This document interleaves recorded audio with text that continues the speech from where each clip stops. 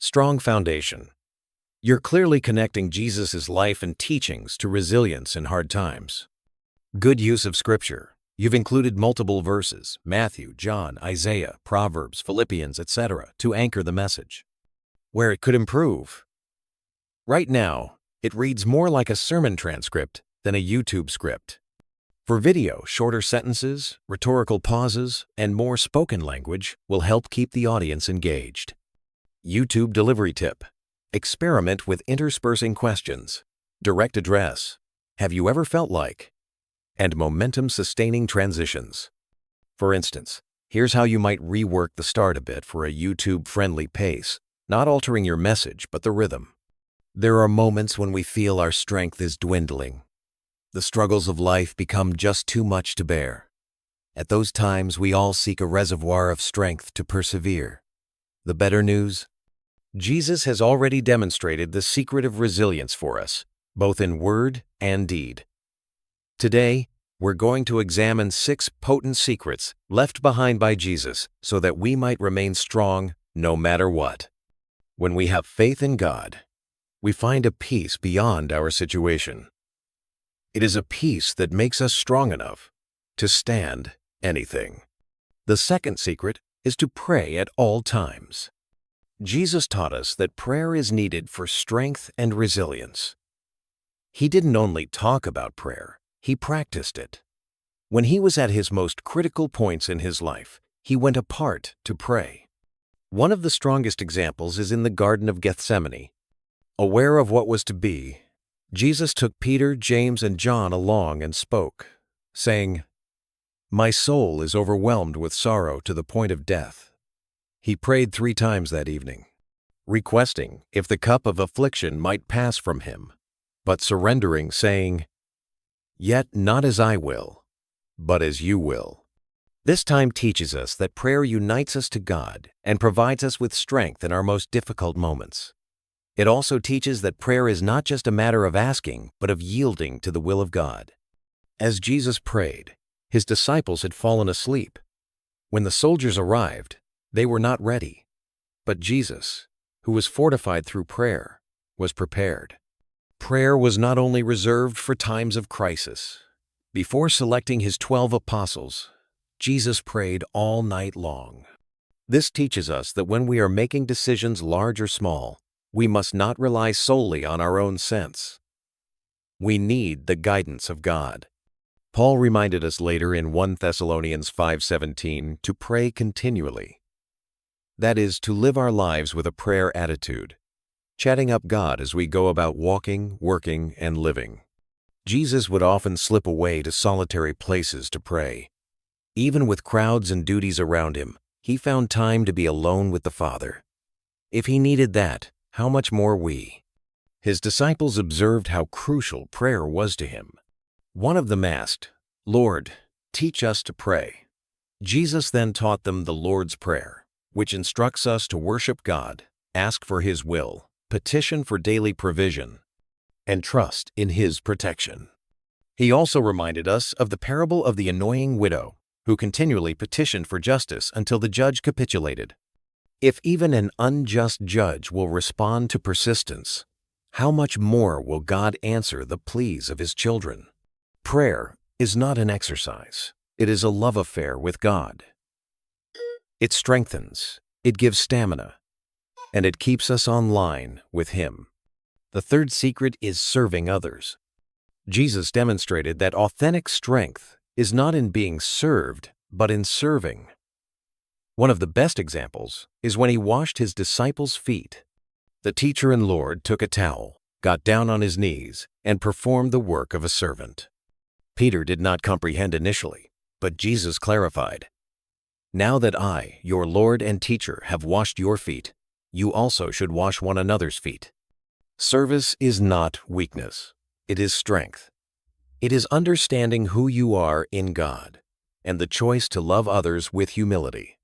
Although Jesus was the Son of God, he did not consider it below his dignity to wash the feet of his disciples. Rather, he demonstrated that greatness lies in serving. Serving others is a work of love that makes us stronger spiritually. It removes the focus from our own problems and makes us increase in compassion. Jesus in Mark 10:45 told us, "For even the Son of Man did not come to be served, but to serve, and to give his life as a ransom for many." His mission, right from the start, was to serve. Service builds strength.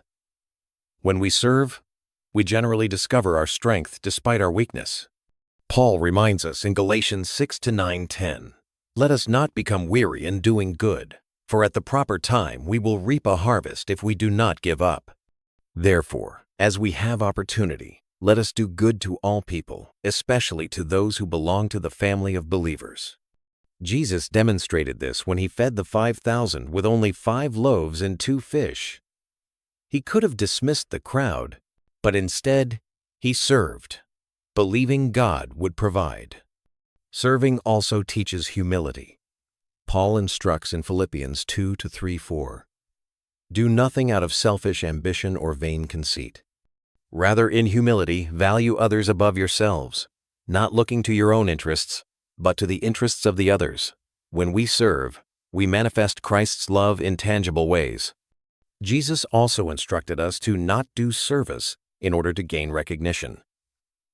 In Luke 6:35, he instructs us to love our enemies, to do good, and not to look for anything in return. That is true resilience, keeping serving when there is no reward. Jesus told us in Matthew 25-40, "Whatever you did for one of the least of these brothers and sisters of mine, you did for me." Serving others, then, is serving Christ himself. When he summoned his disciples, Jesus invited them to serve. In Matthew 20:26-28, he told them, "Whoever wants to become great among you must be your servant, and whoever wants to be first must be your slave, just as the Son of Man did not come to be served, but to serve, and to give his life as a ransom for many." True greatness lies in service. Its strength that we derive is not from power or recognition, but from blessing others. And Hebrews 6:10 teaches us that God does not forget our work and love when we serve. Serving others is one of the strongest methods of being strong and resilient. It enables us to live unselfishly, as Jesus lived. In serving, we realize our purpose, development, and strength to endure challenges in life. The fourth secret is faith during challenging times. Throughout his life, Jesus showed us that faith is what sustains us in adversity. One example is when he and his disciples were crossing the Sea of Galilee. A fierce storm arose, and the waves crashed against the boat. The disciples panicked and cried out, "Lord, save us! We're going to drown!" But Jesus was sleeping, at peace, in the midst of turmoil. They awakened him, and he said, "Why are you so afraid, you of little faith?" Then he commanded the wind and the waves to be silent, and there was an immediate calm. This teaches us that faith is what holds us steady when life feels out of control. Faith is not just a word for peaceful times. It is trusting God's power and goodness, even when everything around us is falling apart. A second example is the woman with the problem of blood. She had been experiencing it for 12 years and had spent all her money on doctors without benefit.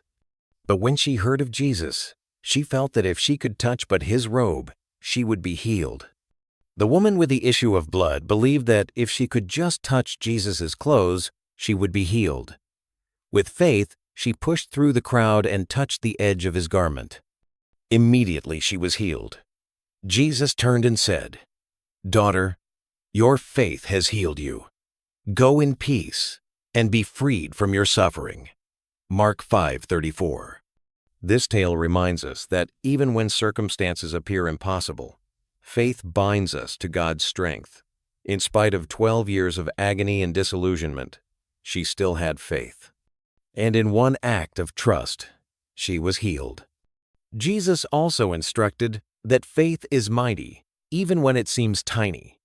In Matthew 17:20, he taught, "If you have faith as small as a mustard seed, you can say to this mountain, 'Move from here to there,' and it will move. Nothing will be impossible for you." A mustard seed is small, but it grows into a big tree. Similarly, it's not how big our faith is that counts, but in whom we put our faith. Even tiny belief in God can move mountains. Faith also gives us peace amidst the storm. Jesus told us in John 14:27, "Peace I leave with you. My peace I give you. I do not give to you as the world gives. Do not let your hearts be troubled, and do not be afraid." The peace that Jesus gives is not circumstantial. It is based on trusting that God is sovereign. Jesus frequently complimented individuals who exemplified a lot of faith. In Matthew 15:28, a Canaanite woman implored him to cure her daughter. Initially, he appeared to ignore her, but she did not let up. Eventually, Jesus replied, "Woman, you have great faith. Your request is granted." Her persistence illustrates that even when God appears to be silent, faith needs to stand strong. Hebrews 11:1 reminds us, "Now faith is confidence in what we hope for, and assurance about what we do not see." Faith provides us with the assurance that God is working, even when we can't perceive how. When Jesus raised Lazarus from death, he said to Martha, "I am the resurrection and the life. The one who believes in me will live, even though they die. And whoever lives by believing in me will never die. Do you believe this?" John 11:25-26. Martha replied in faith, and Jesus resurrected her brother. Even when we are faced with death, faith in Jesus keeps us going and provides hope. Faith is the key to resilience. But he served, trusting that God would provide. Serving also ingrains humility. Paul instructs in Philippians 2-3, "Do nothing out of selfish ambition or vain conceit. Rather, in humility value others above yourselves, not looking to your own interests but to the interests of the others." While we serve, we show Christ's love in concrete ways. Jesus also taught us not to serve for glory. In Luke 6:35, he instructed us to love our enemies, to do good, and give nothing in return. That is true resilience, continuing to serve when no reward is given. In Matthew 25-40, Jesus had said, "Whatever you did for one of the least of these brothers and sisters of mine, you did for me." To serve others is to serve Christ himself. When he called his disciples, Jesus invited them to a life of servanthood. In Matthew 20:26-28, he taught, "Whoever wants to become great among you must be your servant. And whoever wants to be first must be your slave. Just as the Son of Man did not come to be served, but to serve and to give his life as a ransom for many." Real greatness is to serve. Its strength available to us is not power or glory based, but blessing others. And Hebrews 6:10 reminds us that God does not forget the labor and the love we exercise when we serve. Service to others is the best means of being strong and resilient.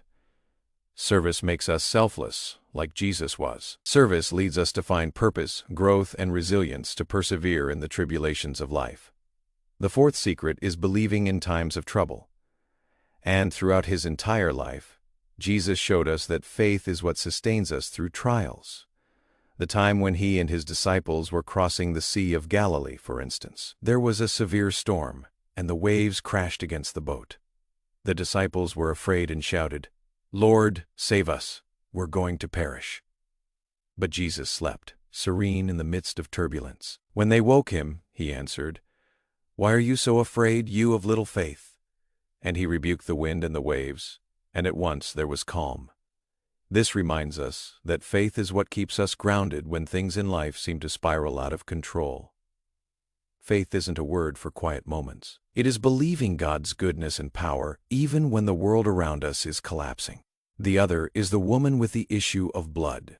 She had suffered for 12 years and had spent all that she had on treatment without any improvement. But upon hearing of Jesus, she had the belief that if only she could touch the hem of his garment, she would be healed. The woman with the flow of blood felt that touching Jesus' clothes would heal her. By faith, she came through the crowd and touched the border of his clothing. At once, she was cured. Turning to the woman, Jesus said, "Daughter, your faith has healed you. Go in peace and be well of your affliction." Mark 5:34. This tale teaches us that no matter how difficult things seem, faith binds us to God's might. No matter 12 years of suffering and disappointment, she never lost her faith. And with a single act of trust, she was healed. Faith is also powerful even when it is weak, Jesus taught. In Matthew 17:20, he taught, "If you have faith as small as a mustard seed, you can say to this mountain, 'Move from here to there,' and it will move. Nothing will be impossible for you." A mustard seed is small, but it grows into a big tree. Likewise, it is not how much faith we have that counts, but whom we put it in. Even a little faith in God can move mountains. Faith also gives us peace amidst the storm. In John 14:27, Jesus stated, "Peace I leave with you, my peace I give you. I do not give to you as the world gives. Do not let your hearts be troubled, and do not be afraid." The peace Jesus gives has nothing to do with circumstances. It is a faith that God is in control. Jesus frequently rewarded those who had tremendous faith. In Matthew 15:28, a Canaanite woman implored him to heal her daughter. Initially, it appeared that he neglected her, but she was not deterred. Eventually, Jesus responded, "Woman, you have great faith.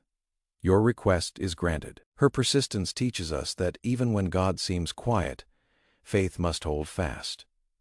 Hebrews 11:1 reminds us, "Now faith is confidence in what we hope for and assurance about what we do not see."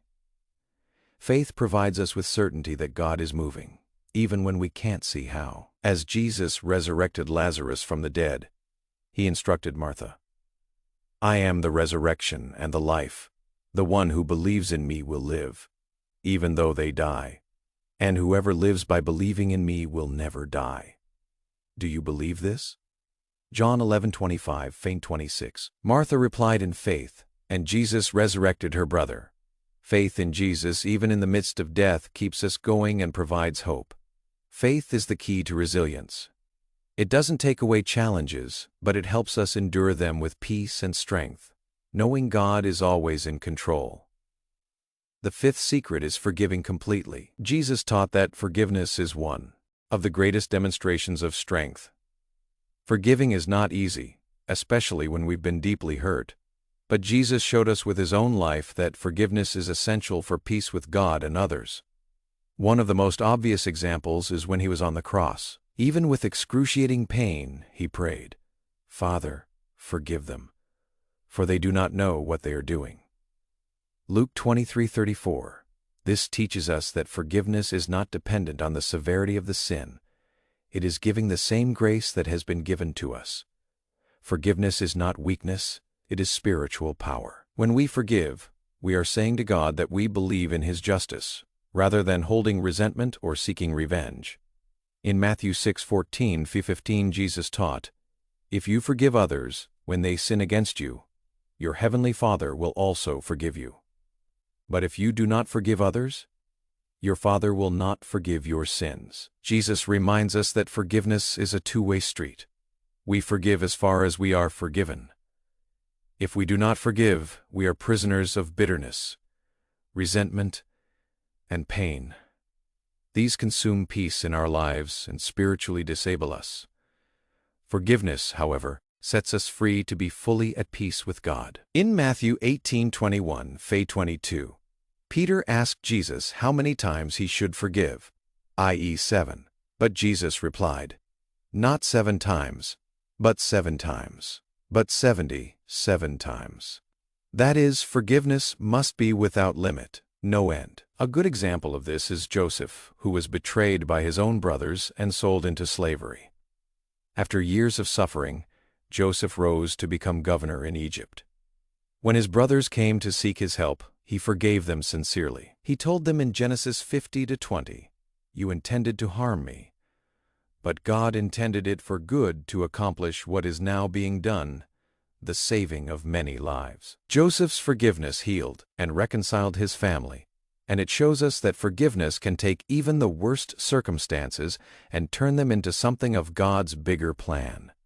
Jesus also made it clear that forgiveness cannot be passive but active. In Matthew 5:23-24 he taught, If you are offering your gift at the altar and remember that your brother or sister has something against you, leave your gift there.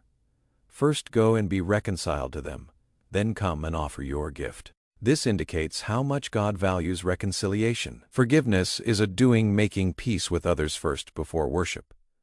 That is why forgiveness was included in the Lord's Prayer. Forgive us our debts, as we also have forgiven our debtors. Matthew 6:12. Forgiveness is not something we do once, but something we do every day. Forgiveness releases us from bitterness and allows us to love more fully. Paul reminds us in Colossians 3:13, "Bear with one another, and forgive one another, if any of you have a grievance against another. Forgive as the Lord forgave you." Just as God forgives us every day, so we are to extend that same mercy to others. Forgiveness requires humility. We want to wait for the other to apologize, but Jesus invites us to forgive regardless of whether or not they do. Forgiveness is not weakness but strength. It does not indicate forgetting or minimizing the wrong. It indicates the release of the hurtful shackles on both the offender and us. Paul teaches in Ephesians 4:31-32, "Put away all bitterness, anger, wrath, and malice, along with all evil speaking. Be kind to one another, tender-hearted, forgiving each other, as in fact you are forgiven by God in Christ." This indicates that forgiveness liberates us from negative feelings and establishes peace in our hearts. Forgiveness is therefore a path to resiliency. Forgiveness restores, frees, and allows us to live in God's presence with an enlightened heart. The sixth and final secret is to accept God's will. Through his ministry, Jesus illustrated that spiritual power resides in complete submission to God's will. Not only did he teach it, he lived it.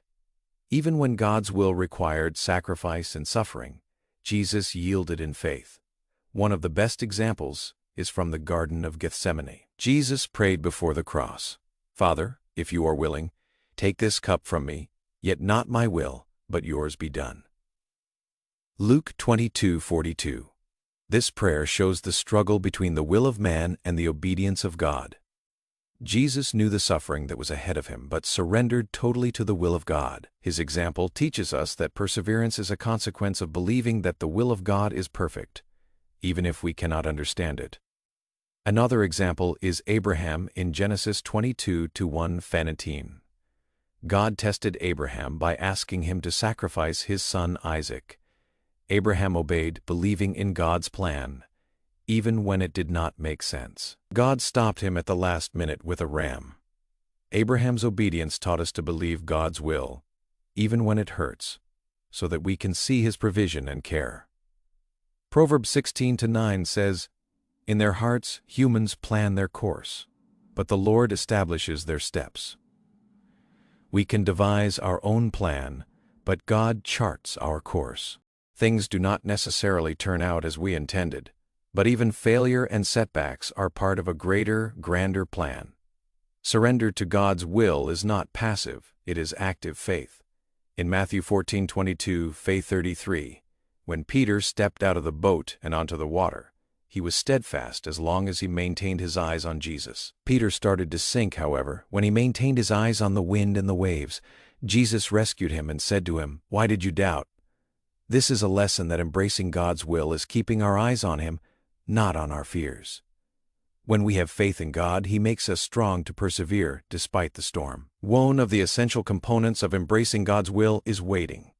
Psalm 27:14 teaches us to wait for the Lord, be strong and take heart, and wait for the Lord. Waiting might be one of the most difficult tests. In times of suffering or uncertainty, we want quick solutions and quick answers. But God, in his wisdom, most often invites us to wait. Waiting time is not lost time. It is a time of growth, maturity, and spiritual development, even when we cannot trace what he is doing. God is working in our lives. This truth is illustrated to us in the account of Job. Job lost his health, his family, and his property. But he still trusted in God. In the midst of his affliction, Job proclaimed, "The Lord gave, and the Lord has taken away. May the name of the Lord be praised." Job 1:21. His trust in God's sovereignty, both good and evil, demonstrates the depth of his faith. Eventually, God returned all that Job had lost, but most notably, Job's trust became immovable. His spiritual maturity was the ultimate prize of embracing God's will. Jesus also instructed us to pray for God's will in the Lord's Prayer. Your kingdom come, your will be done on earth as it is in heaven. Matthew 6:10. This reminds us that obeying God is not about petitioning for our own wants to be granted, but about conforming our lives to His larger plan. Romans 8:28 reminds us that in all things, God works for the good of those who love Him, who are called according to His purpose. Knowing this gives us the strength to let go, trusting that God's will always results in the best. Surrendering to God's will is not a one-time thing. It is a daily act of faith. In each season of life, through each challenge or unexpected twist and turn, we are invited to trust again and again.